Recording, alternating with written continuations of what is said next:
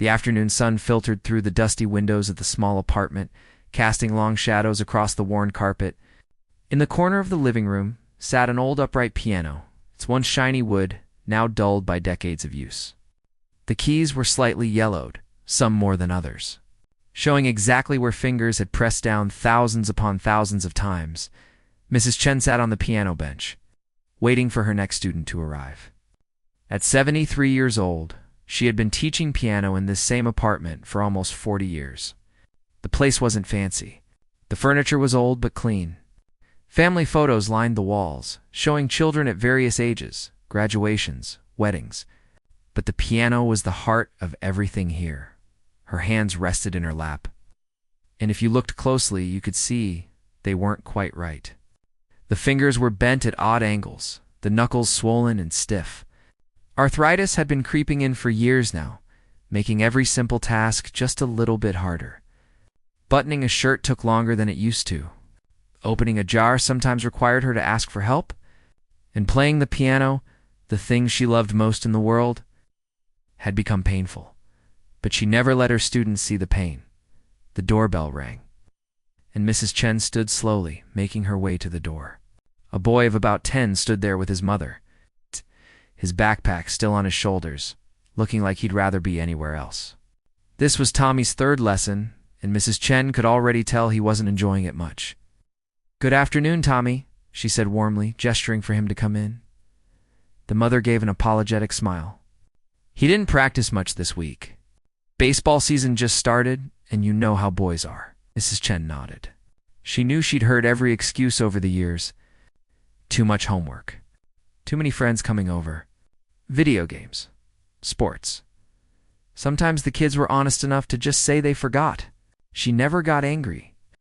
There was no point in forcing someone to love music. You could only show them the door and hope they'd want to walk through it. Tommy slouched over to the piano. Benchen opened his beginner's book. Mrs. Chen sat beside him in a folding chair she kept nearby for lessons. "Let's start with the C scale," she said gently. "Remember what we worked on last week?" Tommy's fingers fumbled across the keys, hitting some right notes and several wrong ones. He rushed through it, eager to be done. Mrs. Chen stopped him halfway through. "Slower," she said. "Music isn't about speed. It's about each note having its place. Each one matters. Try again, but this time, listen to what you're playing." This was what she told all her students, over and over. Most of them didn't understand yet. Maybe they would someday. Maybe they wouldn't. But she kept teaching anyway. Tommy tried again, doing only slightly better. The lesson continued like this for 30 minutes, with Mrs. Chen patiently correcting, encouraging, showing him the same things she'd shown hundreds of students before him. When his mother came back to pick him up, Tommy practically ran for the door. After they left, Mrs. Chen sat alone at the piano. The apartment was quiet now. Her husband had passed away 6 years ago, and her own children had long since moved to other cities with their own families. She saw them on holidays, heard from them on phone calls every week or two. They were good kids. They'd lived full lives. She was proud of them, but the evenings were lonely.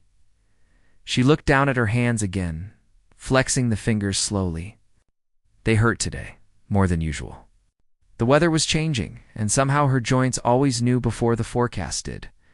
She'd taken her medicine that morning, but it only did so much. Still, when the sun went down and the last student had gone home, Mrs. Chen always did the same thing. She practiced not the simple songs she taught to beginners, not the easy pieces that filled the lesson books. No, when she was alone, she played the music that had lived in her heart for more than 50 years. The music she'd learned as a young woman, when her own fingers had been quick and nimble, when she'd dreamed of concert halls and audiences that hung on every note. She'd grown up right here in Chicago. In Chinatown, the daughter of immigrants who'd worked impossible hours to give their children better lives. Her father had worked in a restaurant kitchen. Her mother had taken in sewing and laundry. Neither of them had much education.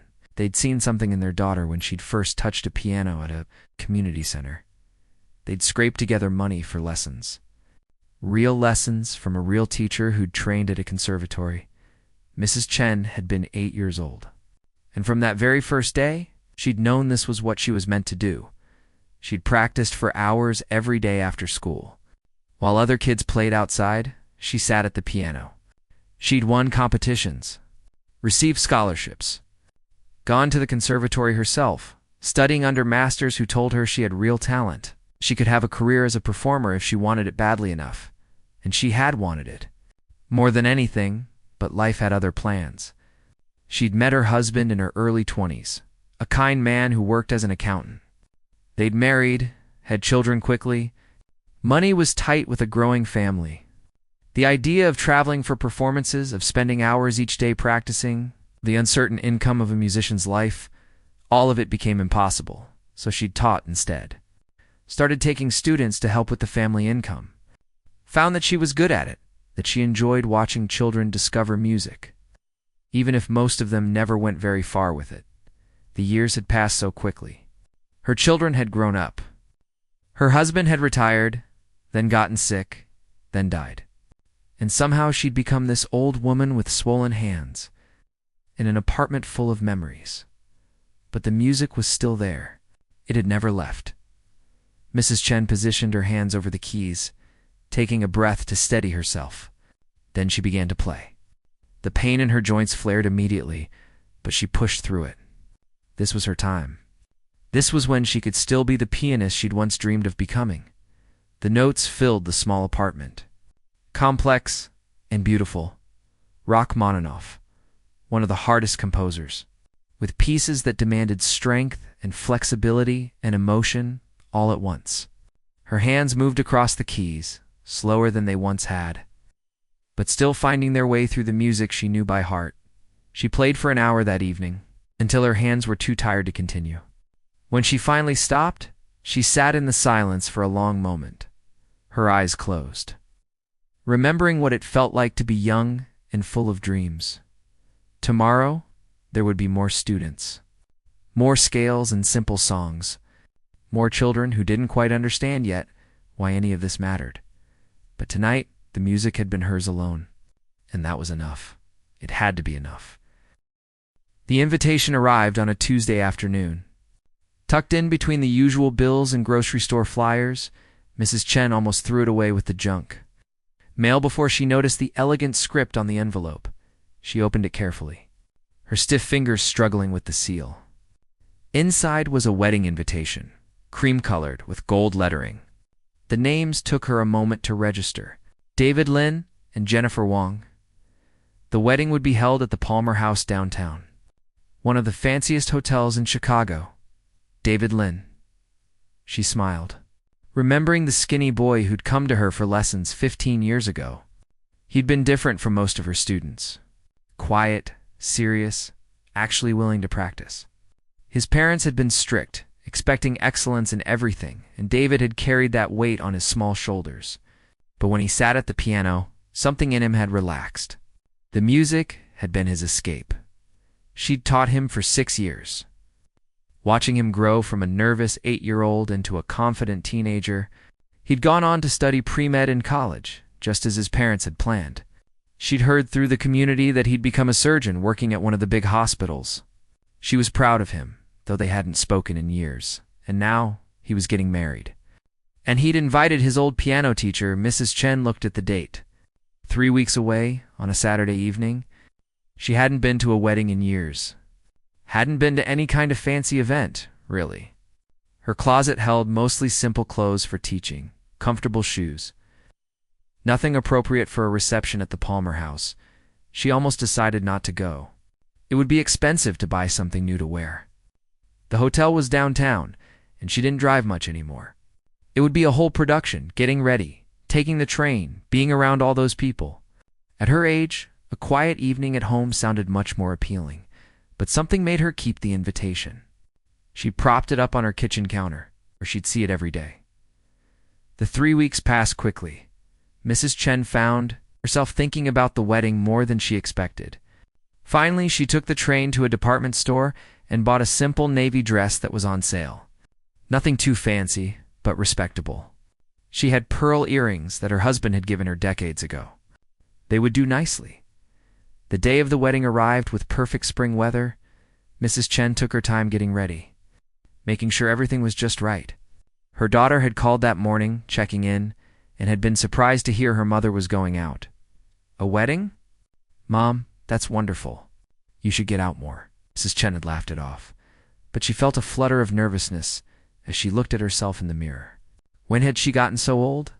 The woman looking back at her had gray hair, deep lines around her eyes, hands that trembled slightly even when she wasn't doing anything. She took the train downtown, gripping her small purse tightly. The Palmer house was even more impressive than she'd imagined. The lobby was all marble and gold, with crystal chandeliers hanging from impossibly high ceilings. Well-dressed people moved through the space, like they belonged there. Mrs. Chen felt very small and out of place. She found her way to the ballroom, where the reception was being held. The ceremony itself had been earlier at a church just for close family and friends. This invitation was for the reception only. She was fine with that. She wouldn't have known anyone at the ceremony anyway. The ballroom took her breath away. Round tables covered in white linens filled the space, each with elaborate flower arrangements at the center. A small dance floor gleamed under soft lighting, and along one wall, a long table held more food than she'd ever seen in one place. At the far end of the room, she noticed a beautiful grand piano, black and polished to a mirror shine. It was positioned near the dance floor. It's clearly meant for entertainment later in the evening. Mrs. Chen found her assigned seat at a table near the back. She didn't recognize anyone else sitting there. They were mostly young people, probably friends of the couple from work or college. They were polite to her, but quickly returned to their own conversations. She didn't mind. She was content to sit quietly and watch. The evening progressed with all the usual wedding festivities. Speeches from the best man and maid of honor. The first dance. The cake cutting. Mrs. Chen clapped along with everyone else. Genuinely happy for David. He looked so grown up in his tuxedo, so confident. Nothing like the nervous boy she remembered. Dinner was served. Course after course. Mrs. Chen picked at her salmon, feeling oddly out of place. The couple at her table were debating something about their jobs that she didn't understand. The woman next to her was constantly checking her phone. Everyone seemed to belong to a world that had moved on without her. She was considering slipping out early, before the dancing started, when she felt a hand on her shoulder. Mrs. Chen? She looked up to see David standing there, his new wife beside him. Both were smiling warmly. "David," she said, starting to stand. "Please don't get up," he said quickly. "I just wanted to come say hello. I'm so glad you could make it." "Congratulations," Mrs. Chen said. "It's a beautiful wedding." "Your wife is lovely," Jennifer smiled, squeezing David's arm.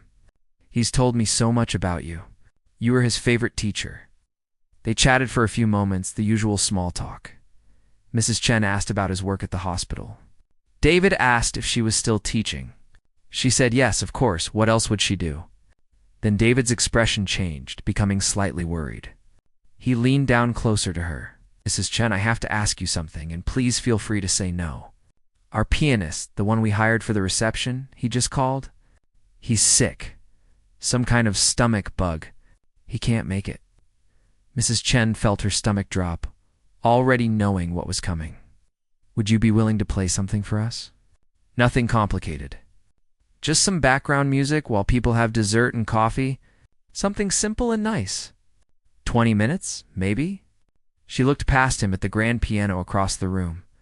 It seemed to be waiting, gleaming under the lights. Her hands were already aching from the arthritis, worse than usual. The dampness from yesterday's rain always made it flare up. She hadn't played in front of anyone in over 40 years, not since a small recital she'd given when her own children were young. "I don't know," she said softly. "My hands, they're not what they used to be." "Anything would be wonderful," David said. "Really? Just a few songs? You'd be saving us." "I wouldn't ask if it wasn't important." Jennifer nodded eagerly. "We'd be so grateful." Mrs. Chen looked at David's face, at the hope in his eyes, and remembered the boy who'd worked so hard at those piano lessons. The boy who'd stayed late sometimes, just to play one more piece one more time. The boy who'd actually loved the music, not just gone through the motions. She thought about saying no, about explaining that she couldn't, that it had been too long, that her hands hurt too much. that she was just an old woman who taught children in a small apartment. Not a performer, but looking at David, seeing how much it would mean to him. She found herself nodding. Of course, she heard herself say, "I'd be happy to." David's face broke into a huge smile. He squeezed her hand gently. "Thank you, Mrs. Chen. Thank you so much. After dessert is served, just whenever you're ready. No pressure." They moved on to greet other guests, and Mrs. Chen sat back in her chair, her heart pounding. What had she just agreed to? She looked down at her swollen hands, flexing the fingers experimentally. They were stiff and sore, reluctant to move the way she needed them to.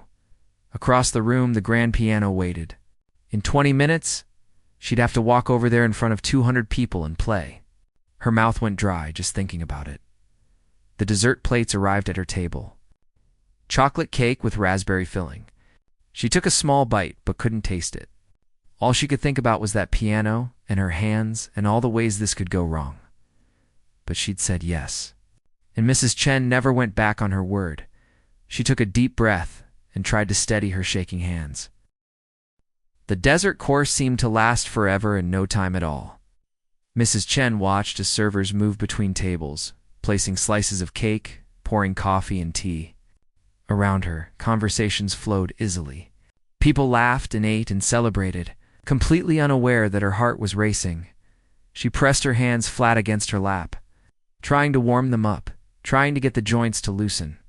The arthritis was particularly bad tonight. She could feel the stiffness in every knuckle, the dull ache that had become her constant companion. She flexed her fingers slowly, one at a time, the way her doctor had shown her. It wasn't enough. It was never enough anymore. Mrs. Chen looked across the ballroom at the grand piano. From here it looked perfect. Magnificent, even. A Steinway, she could tell from the shape and the logo. She hadn't played a Steinway in decades. Her own piano at home was a modest upright, serviceable, but nothing special. This instrument probably cost more than her entire year's income from teaching.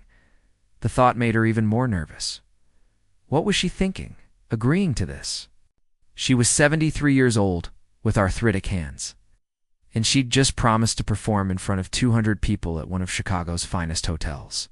People who probably expected professional quality. People who'd paid good money to attend this wedding and deserved better than an old woman stumbling through simple melodies. She could still back out. She could find David, explain that she wasn't feeling well, apologize. He'd understand. He was a doctor, after all. He knew about arthritis, about aging, about bodies that didn't cooperate anymore. But even as she thought it, she knew she wouldn't do it. She'd given her word. And more than that, she could still see the hope in David's eyes when she'd said yes. He'd trusted her, believed in her, just like he had when he was 10 years old and learning his first real piece of music. She owed him this much. Around the room, people were finishing their desserts. Some were already getting up, heading to the bar for another drink or stepping outside for air. The DJ, who'd been playing soft background music, was setting up his equipment for dancing later. Everything was moving forward, and soon it would be time. Mrs. Chen stood slowly, her knees protesting.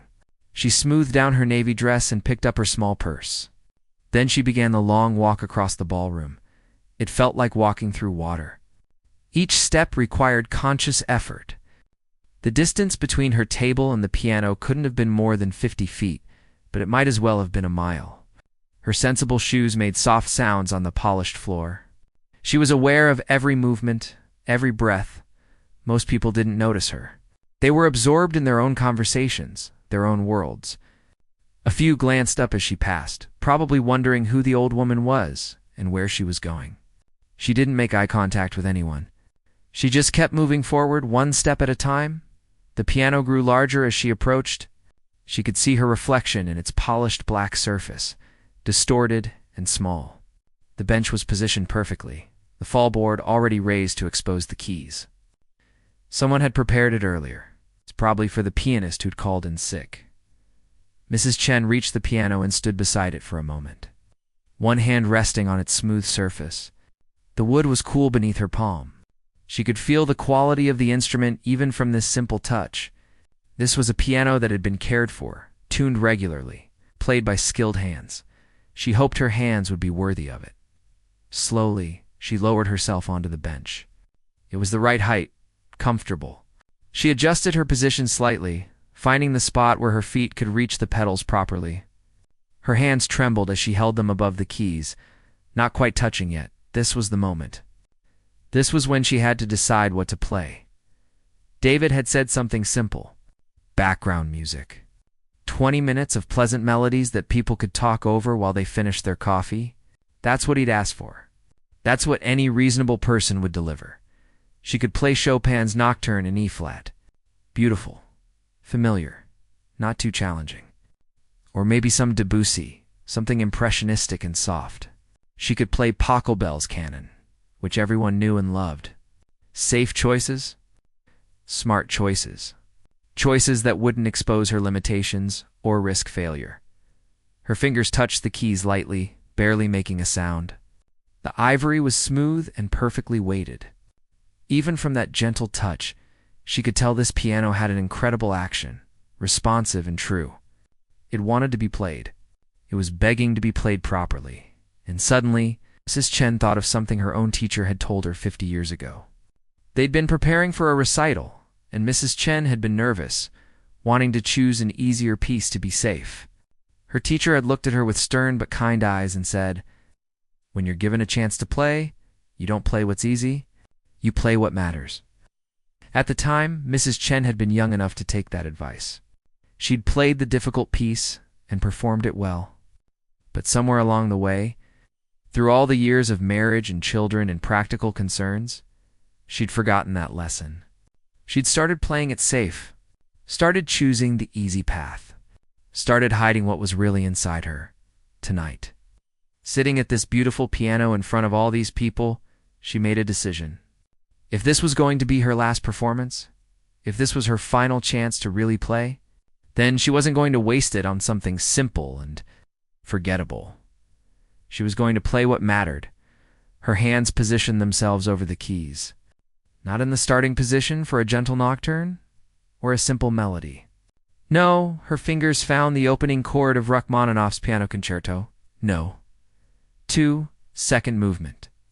One of the most demanding pieces in the classical repertoire, a piece that required strength and stamina and technical precision. A piece she hadn't attempted in front of anyone in over 40 years. A piece that might destroy her arthritic hands completely, but a piece that held everything she'd ever felt about music. About life, about dreams deferred and beauty that persisted despite everything. Her heart hammered in her chest. She could still change her mind, could still pivot to something safer. No one would know what she'd almost attempted, but she would know. Mrs. Chen closed her eyes and took a deep breath. She thought of her mother, bent over other people's laundry to pay for piano lessons. She thought of her father, working double shifts at the restaurant. She thought of her husband who'd sit in this same apartment night after night, just listening to her practice, never complaining about the repetition or the noise. She thought of every student she'd taught, and especially of David, who'd trusted her enough to ask her to play at his wedding. And she thought of herself, that young woman who'd once believed she could do anything. Before life had taught her to be careful and practical and small, the room around her buzzed with conversation and laughter. People were still eating dessert, still chatting, still completely unaware of the old woman at the piano. This was supposed to be background music, forgettable and pleasant.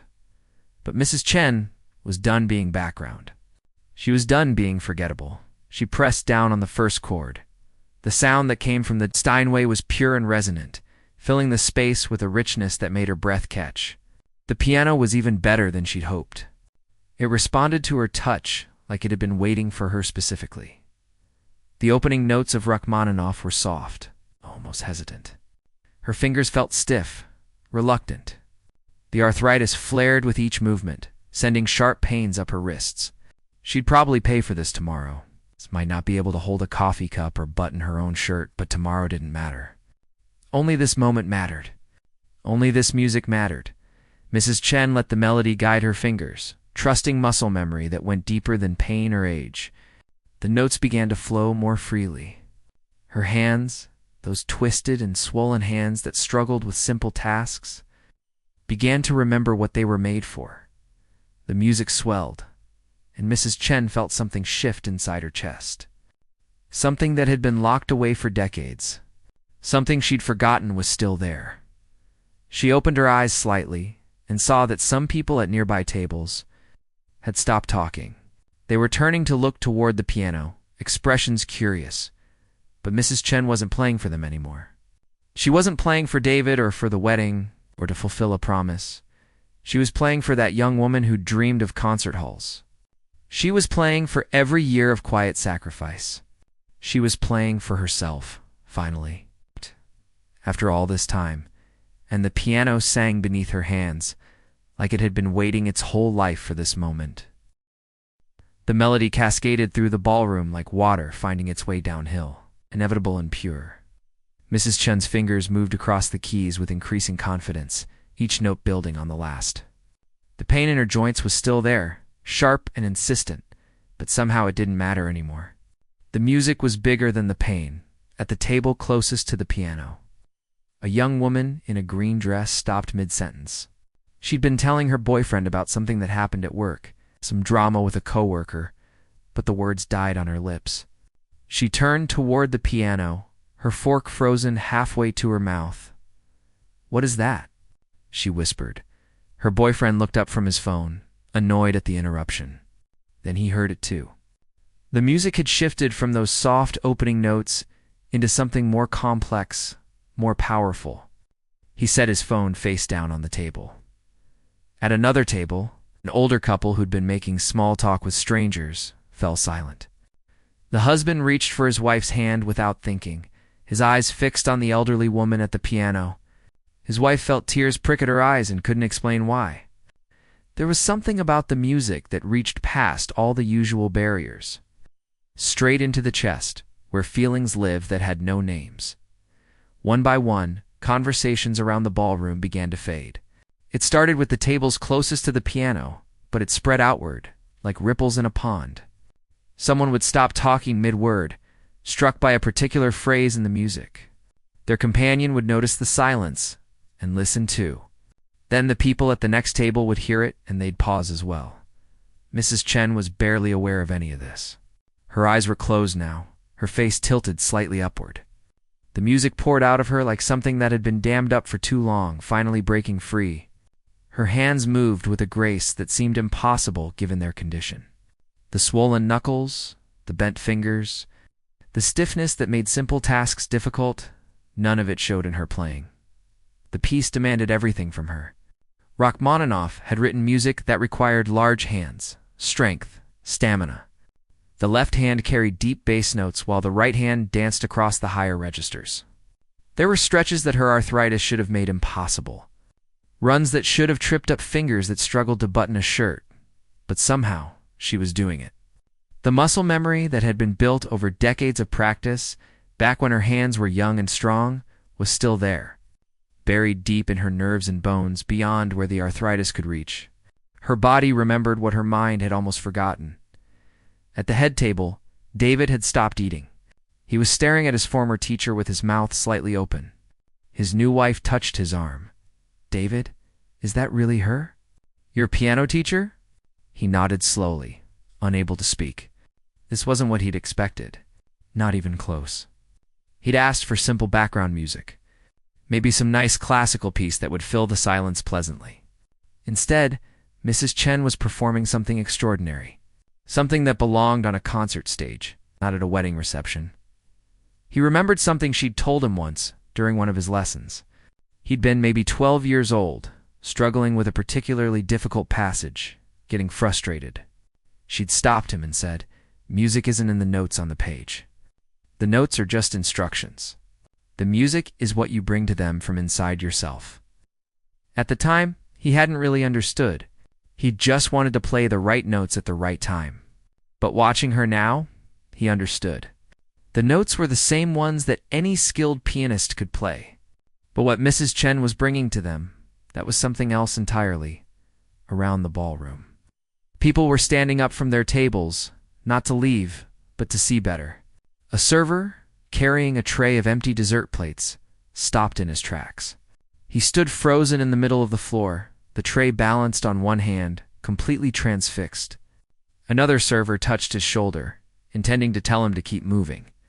But then she heard the music too, and forgot what she was going to say. The music built and swelled. There were moments of incredible delicacy, where single notes hung in the air like crystals. Then there were passages of tremendous power, where both hands struck the keys with force that shook the piano itself. Mrs. Chen's whole body moved with the music now. Her shoulders, her back, everything working together to pull the sound from the instrument. An elderly man near the back of the room stood up. His hand pressed to his chest. His eyes were wet with tears. His wife, confused by his reaction, stood beside him and took his arm. "Honey, what's wrong?" He shook his head, unable to explain. How could he tell her that this music was reaching into memories he'd forgotten he had? His own mother had played piano when he was a child before she'd gotten sick. He hadn't thought about that in 40 years. But hearing this, it all came rushing back. The sound of scales drifting through their old house. His mother's hands on the keys. The way music had made everything feel safe and right. A young man in his 20s pulled out his phone. Not to scroll through social media or answer a text, but to record what he was hearing. He held it up, trying to capture the moment. Others around the room were doing the same. Phones appeared at table after table, held up like candles at a concert, but most people just listened. Just stood or sat frozen, barely breathing, letting the music wash over them. Mrs. Chen played on, lost in the piece now. She was no longer in the ballroom at all. She was 23 years old again, in a practice room at the conservatory. She was engaged to be married, but still dreaming of a career as a performer. Still believing that somehow she could have both. Still young enough to think that life would give her everything she wanted. She played the music. She'd practiced for her senior recital, the performance that was supposed to launch her career. The recital that had gone beautifully, earning her praise from her teachers and admiration from her peers. The recital that had meant nothing in the end, because she'd chosen love and family over music. Chosen security over dreams. She'd never regretted that choice. Not really. Her husband had been a good man. Her children had brought her joy. Teaching had given her purpose. It had been a good life, a full life. But this music, this piece, represented the road not taken, the version of herself she'd left behind. And now, 50 years later, in a hotel ballroom, where she was supposed to be playing forgettable background music, she was finally giving that young woman her moment. She was finally letting her play. The pain in her hands was excruciating now. Every chord sent shocks up her arms. Tomorrow, she might not be able to move her fingers at all. She might need days to recover. But she didn't stop. Couldn't stop? The music demanded to be finished. She reached the climax of the piece, where both hands moved together in thundering octaves. The sound filled the ballroom completely, drowning out everything else. Every conversation had stopped. Even the servers stood still. 200 people were absolutely silent except for the piano. Some were crying openly now. Others had their hands clasped together, or pressed over their hearts, or covering their mouths in wonder. The music was pulling something out of each of them, something they didn't even know was there. Memories, emotions, dreams they'd forgotten they had. David was crying too, unashamed, tears streaming down his face. His wife held his hand tightly, her own eyes wet. She'd never heard anything like this. Hadn't known that music could do this, could reach inside and shake you apart and put you back together all at once. Mrs. Chen's face was serene, peaceful. The struggle and worry that had marked her features earlier were gone. She looked almost young again. Not in her face, which still showed every one of her 73 years, but in her spirit. In the way she held herself. In the light that seemed to shine from within, the piece moved toward its conclusion. The powerful chords gave way to something softer, more reflective. Her hands, those impossible hands that shouldn't have been able to do any of this, played with infinite gentleness. Each note was perfectly placed, perfectly timed, perfect in its expression. The ballroom held its breath. Mrs. Chen played the final phrase. The last few notes floated into the air, soft and sweet, and somehow heartbreaking in their beauty. Her hands lifted from the keys slowly, gently, as if saying goodbye to a dear friend. The sound faded. The very last note hung in the air for a moment, and then it too was gone. Silence filled the ballroom. Complete and absolute silence. Mrs. Chen opened her eyes. She looked down at her hands, still hovering above the keys. They were shaking now, trembling with exhaustion and pain. She could barely feel her fingers. But she'd done it. She'd played the whole piece, every note, without stopping. She sat very still, her breath coming in short gasps. She'd given everything she had. There was nothing left. And then, from somewhere in the back of the room, someone started to clap. The single clap echoed through the silent ballroom like a gunshot. Then another person joined in. Then another. Within seconds, the entire room erupted. The sound was deafening. 200 people were on their feet, applauding with a force that seemed to shake the walls. It wasn't polite applause, the kind you give out of obligation at weddings and dinner parties. This was something else entirely. This was raw, uncontrolled appreciation. People were clapping so hard their hands had to hurt. Some were shouting. Others were wiping tears from their faces while they clapped. Mrs. Chen sat frozen at the piano bench, completely overwhelmed. She blinked slowly, looking out at all the standing people, trying to understand what was happening. This couldn't be for her. She was just an old piano teacher who'd played a piece she loved. This kind of response was for real performers, for professionals, for people who played at Symphony Center and Carnegie Hall, but they were clapping for her. David was the first to reach the piano. He'd pushed past several tables, barely aware of where he was going. His face was wet with tears he hadn't bothered to wipe away. He reached Mrs. Chen, and without thinking about whether it was appropriate, pulled her into a tight embrace. "Mrs. Chen," he said, his voice breaking, "I had no idea. I never knew you could play like that." She patted his back awkwardly, still dazed. "I just played what I knew," she said softly. "That wasn't just playing," he said, pulling back to look at her. I don't even have words. That was the most beautiful thing I've ever heard." His wife appeared beside him, her makeup smudged from crying. "I don't understand," she said. "How are you not famous? How is the whole world not knowing about you?" Mrs. Chen smiled, a sad little smile that held 50 years of untold stories. "Life doesn't always go the way we plan," she said simply. Other people were approaching now, crowding around the piano. The elderly man who'd stood up crying was there, still pressing his hand to his chest. "Ma'am," he said, his voice thick with emotion. "My mother played piano. She passed when I was young. But listening to you just now, I could hear her again. I could remember. Thank you. Thank you for giving me that." Young woman in a red dress pushed forward, her phone still in her hand. "I recorded the last 2 minutes," she said excitedly. "Would it be okay if I posted it online? People need to hear this." Mrs. Chen looked confused. "Posted it where?" "Social media. Page. People share things, and if it's good, really good, it spreads everywhere." Mrs. Chen shrugged slightly. She didn't really understand social media, didn't have accounts on any of those platforms her grandchildren were always talking about. But she couldn't see the harm in it. "If you'd like," she said. More people kept coming, wanting to shake her hand, to say something, to be close to whatever magic had just happened. A woman said it reminded her of her grandmother. A man said it made him feel things he'd forgotten he could feel. A teenager, maybe 16, said it was the first time classical music had ever made sense to him. The applause continued for nearly 5 minutes.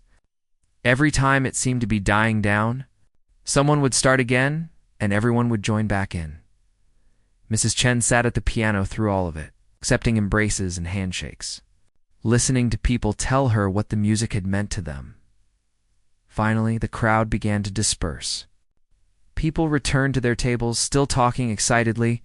The DJ, who'd been waiting patiently to start the dancing portion of the evening, looked uncertain about whether he should proceed. How could anyone dance after that? How could the night just continue normally? But eventually, he started his music. Soft at first, respectful. The dancing began, though people kept glancing back at the piano. At the small, elderly woman who was slowly making her way back to her table, Mrs. Chen's hands were trembling badly now. The adrenaline that had carried her through the performance was fading, and the pain was coming back with a vengeance. Each finger throbbed. Her wrists felt like they were on fire. She would definitely pay for this tomorrow. Maybe for several tomorrows, but she didn't care. She sat down at her table. Yes. And the people there looked at her with new eyes. The young couple who'd barely acknowledged her earlier were staring at her with something like, "That was incredible," the young woman said. "I mean, I don't even like classical music usually, but that was just, I can't even explain it." Mrs. Chen smiled and nodded, accepting a glass of water someone handed her. She sipped it slowly, her hand shaking so much that water sloshed slightly over the rim. The rest of the evening passed in a blur. People kept stopping by her table to say something, to thank her, to ask questions about her life and her playing. She answered as best she could, but she was exhausted. The kind of deep tiredness that comes from giving absolutely everything you have. When the reception finally ended, David insisted on having someone drive her home. His cousin, who lived nearby, offered immediately. Mrs. Chen was too tired to argue. She gathered her small purse and her light jacket and let herself be led out to the parking lot. The ride home was quiet. The cousin tried to make conversation at first, saying how amazing the performance was, but he soon realized Mrs. Chen was barely conscious. She sat in the passenger seat with her head resting against the window, watching the city lights blur past. When they reached her apartment building, the cousin helped her to her door, made sure she got inside safely, and then left. Mrs. Chen locked the door behind her and stood in her small entryway for a long moment, just breathing. The apartment was exactly as she'd left it hours earlier. Her old upright piano sat in the corner. The family photos lined the walls. Everything was familiar and ordinary and small. But somehow, it all looked different now. She made her way to the piano and sat down on the bench, same bench she'd sat on thousands of times before. She looked at her hands, at the swollen knuckles and bent fingers. Tomorrow, they'd be even worse. Tomorrow, she might not be able to teach her scheduled lessons. Tomorrow, there would be consequences. But tonight, these hands had played music that made 200 people stop and listen. These impossible, broken hands had done something extraordinary. She touched the keys gently, not pressing down, just feeling them. Her old piano felt different too. It was still the same modest instrument it had always been, but it felt more precious now somehow. More valued. Mrs. Chen thought about the girl she'd been so many years ago, dreaming of concert halls and audiences. She thought about all the choices she'd made, all the paths she'd taken. For so long, she'd thought of her life as a compromise, as a series of dreams deferred. But maybe she'd been wrong about that. Maybe the dream hadn't been about the concert halls at all. Maybe it had been about the music itself, about keeping it alive inside her through all these years, about passing it on to students like David, even when most of them didn't fully appreciate it, about staying true to something beautiful in a world that often felt too practical and rushed. And maybe, just maybe, it had been about this one perfect night, this one chance to show what she carried inside her, to remind herself and everyone who heard her that music wasn't about age or arthritis or missed opportunities.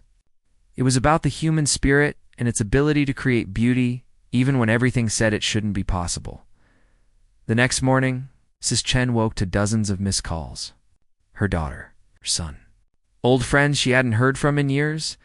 Even her grandchildren were calling, which never happened. Confused, she checked her phone more carefully. Text messages filled the screen. Her grandson had sent a link with the message, "Grandma, you're famous." She clicked on it with stiff, aching fingers that could barely manage the touch screen. It was the video from the wedding. The young woman in the red dress had posted it. It's just like she'd said she would. The video had been viewed 2 million times. 2 million. In less than 12 hours, Mrs. Chen stared at the number, not quite believing it. The comments below were from people all over the world. "This made me cry. Who is this woman? This is what real music sounds like. I've listened to this 20 times and I still get chills." Her phone rang again. It was David, double quotes Mrs. Chen. "Have you seen it? Have you seen what's happening?" "I'm looking at it now," she said, still dazed. "The music school downtown called me. They want to know if you'd be willing to give a recital. A real one. And there's a reporter from the Tribune who wants to interview you, Mrs. Chen. Everyone wants to know your story." She sat down slowly on her couch, the phone pressed to her ear. Part of her wanted to say no, to retreat back into her quiet life of teaching children in her small apartment. That life was safe, comfortable, known. But another part of her, the part that had played Rachmaninoff in front of 200 people, the part that had finally given that young dreamer her moment, that part wanted to say yes. "Let me think about it," she told David, after she hung up. Mrs. Chen sat in her quiet apartment for a long time. Her hands hurt terribly. She'd have to cancel today's lessons. But she found herself smiling anyway. She looked at her piano, her old faithful companion. Then she slowly made her way over to it and sat down. Her fingers could barely move, but she managed to play a simple scale.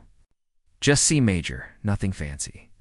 Each note took effort, but each note was clear and true. The music was still there. Despite everything, it was still there. And maybe, just maybe, her story wasn't quite finished after all.